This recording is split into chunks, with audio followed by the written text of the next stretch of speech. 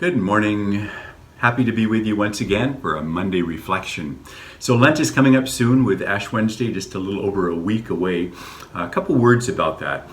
One of the things that Father Hans and I were talking about recently, having both been up at Mount Angel with the Benedictines for at least part of our seminary years, the Benedictines have a part of a practice for Lent that they can't choose their own Lenten penances or what they give up for Lent.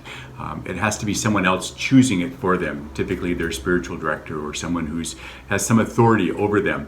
And there's a lot to be said for that, to have someone else choose for us what our Lenten penances should be. I'm going to have that for myself this year. I've never done that in a long time. And what I like about that is it takes it off our making our own decision, and it helps look a little bit more deeply and say, gee, from God's perspective, what's going to really make this season rich and fruitful and a good preparation for our celebration of Easter? So it's a season of repentance. It's a season of self-discipline for sure. But if we choose ourselves, it can awfully easily become a season filled with self, just our own project for self-improvement. And it's not meant to be that.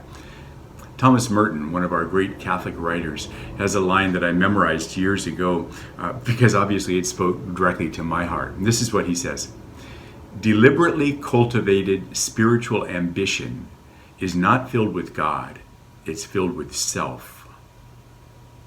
A lot of words there, but I hope the meaning is clear. Let me just say it once more. Deliberately cultivated spiritual ambition is not filled with God, it's filled with self. We want to avoid that for Lent because that's not helpful.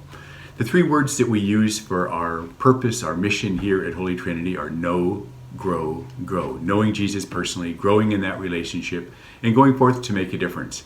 Our pastoral council has prepared a list of possible practices that could tie in with each of those three words, and those will be published next weekend in our bulletin. So take a look at those, see if there's something there that fits. Consider having, for those of you who are married, your spouse come up with your Lenten practice.